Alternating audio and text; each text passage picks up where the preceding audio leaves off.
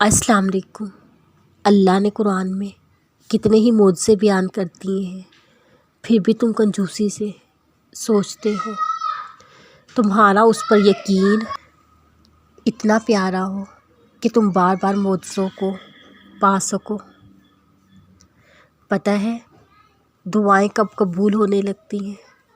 جب یقین کا سفر روز طے کیا جاتا ہے۔ کامل یقین والوں کو دعا مانگ کر پھر وقت کا حساب نہیں رکھنا پڑتا۔ پہلے اللہ کو بتا دو تاکہ وہ انتظام کر لے تمہاری مدد کا۔ تو بے چین نہیں ہونا، اسے تم سے زیادہ معلوم ہے کب کیا قبول ہونا ضروری ہے تمہارے لیے۔ وہ تو قادر ہے دعاؤں کو فوراً قبول کرنے پر۔ دعاؤں کی قبولیت میں دیر ہونا بھی تمہاری خیر کے لیے کیا جاتا ہے۔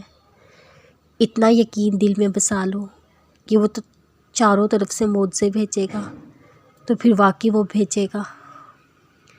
اس کے کن کا وقت جب آتا ہے تو معجزے ہونے لگتے ہیں جو تم کبھی سوچ کر رد کر دیا کرتے تھے کہ یہ ناممکن ہے۔ ہر دور میں معجزے ہوتے ہیں، ہر شخص کے لیے معجزے ہوتے ہیں۔ کوئی اسے موسیٰ کی طرح پکارے تو صحیح۔ معجزوں کی قدر کرنے والوں کے لیے معجزوں کی مقدار بڑھ جاتی ہے۔ ہو سکتا ہے معجزے اب بے حد قریب ہوں۔ جو صبر کر لیتے ہیں وہ نہ کمزور ہوتے ہیں اور نہ ہی اکیلے۔ تم اللہ سے مانگنے کا سلسلہ جاری رکھو، اللہ تمہیں نوازنے کا سلسلہ جاری رکھے گا۔ اللہ کن کہتا ہے، حالات بدل جاتے ہیں۔